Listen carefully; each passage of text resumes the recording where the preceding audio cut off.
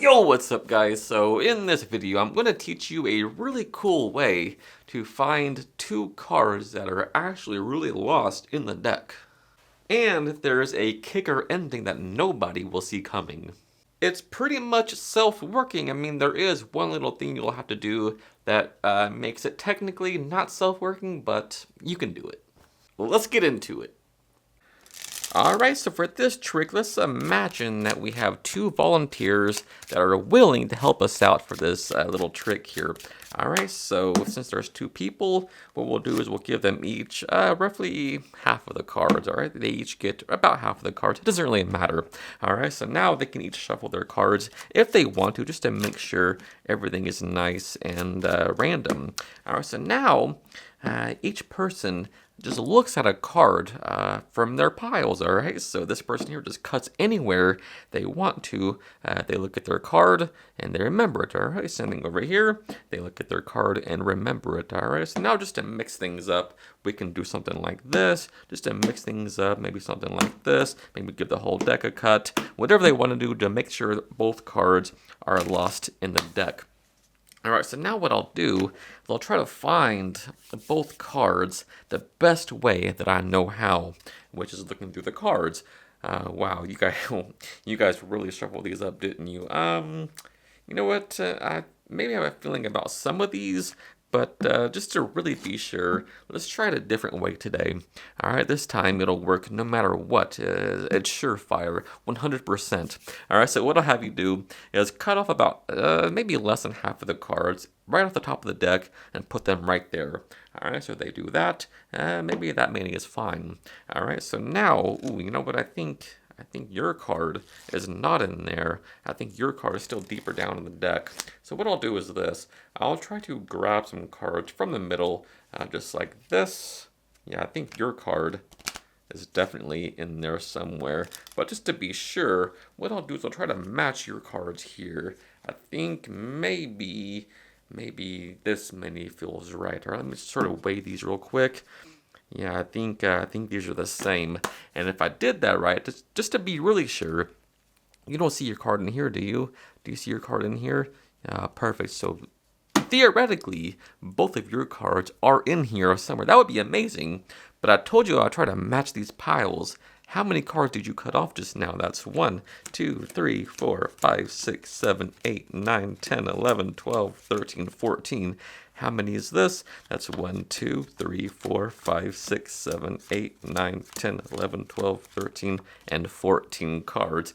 Now remember, I said I would try to match the piles, and it would be crazy if your cards are in both piles. But remember, you guys cut to some cards like this, then we shuffled like this. But to really make sure I can find the cards, what I'll do is I'll try to separate the colors out so they match 100%, just like this. Watch. Just so they match 100%. I should have one card in each pile that's different than the rest. All black cards over here. Did you pick the 9, the only red card over here? And you, sir, did you pick the 6, the only black card over here? And that is a perfect match. Alright, so for this trick, what you will need to do to the deck, and first of all, it has to be all 52 cards, no jokers, just 26 red cards, 26 black cards, alright, the whole deck.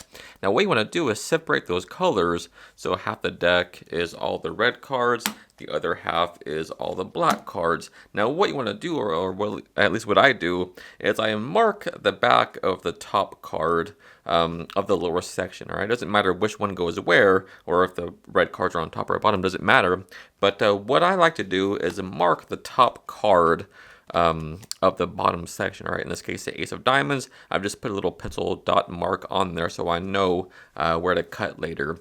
Alright, so that's your starting position. Now, just to give the appearance of a shuffle, what you can do is what's called the Ireland shuffle. And what that is, it's a real shuffle, But when you get to the middle of an overhand shuffle, nothing about the separation will change. And here's what I mean by that. So what you want to do is chop off less than half of the deck, all right? So you don't want to go past half. You just want to go maybe a third of the deck on the first chop of an overhand shuffle like this. That's about a third of the deck there. Now what you do is you start running single cards like this until you've passed the midway point like this and just shuffle off normally. What that does is it maintains the red-black orientation of the deck. It's a real shuffle, but you're just shuffling around the central portion, maintaining the red and black separation. Now what you do is you simply give this person half the cards and this person half the cards, and it's very easy and casual due to that marked card you had earlier, right? So you just spread through, and since it was marked for the top card on the bottom, you'll take all the cards, including that marked card, over to there, all right? So they get all these red cards. That marked card is the bottom card of this top portion now that you give to this person here.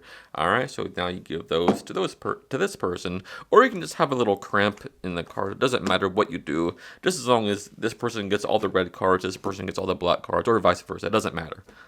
Now you can have each person shuffle their cards. Of course, it doesn't matter because well, they're all the same color, right? But it makes for a better effect because they'll remember that they shuffled their cards.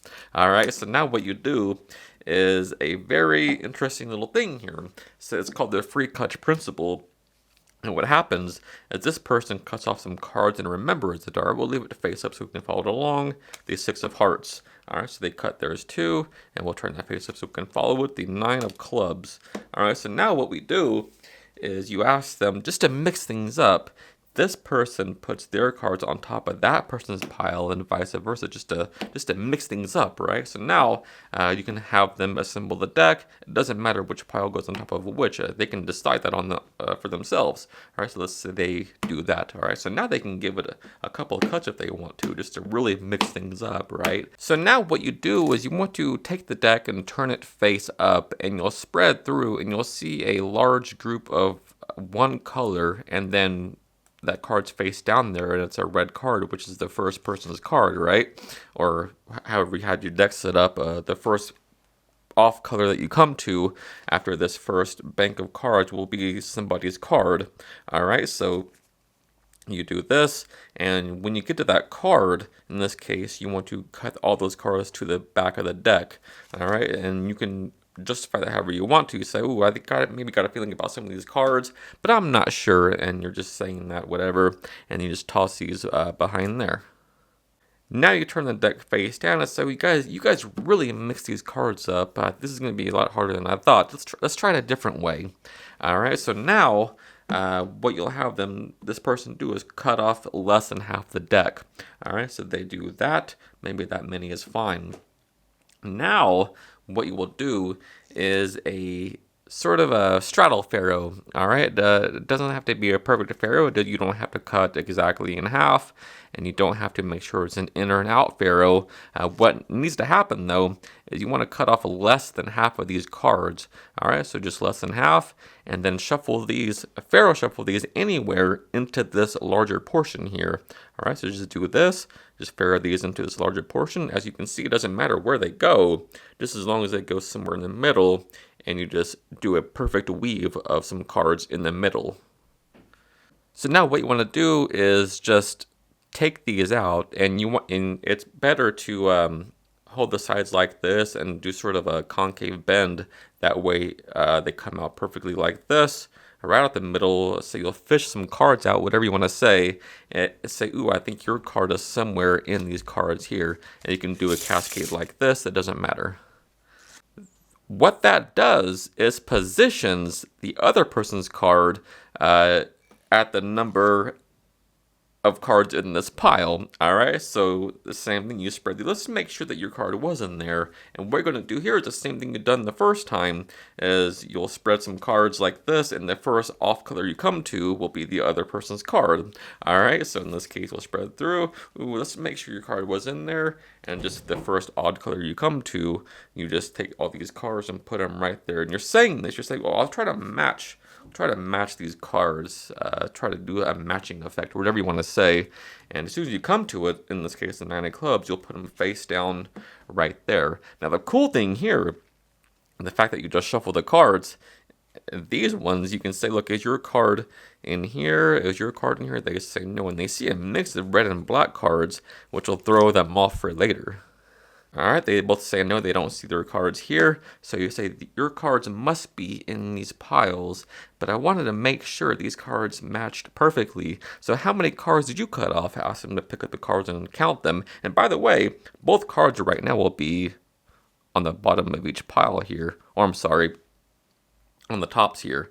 Alright, so, but I don't like to reveal that quite yet because I think that would ruin the finish, right? So what I like to do is have them count these cards. That's 1, 2, 3, 4, 5, 6, 7, 8, 9, 10, 11, 12, 13, 14, 15, 16, 17, 18, 19 cards.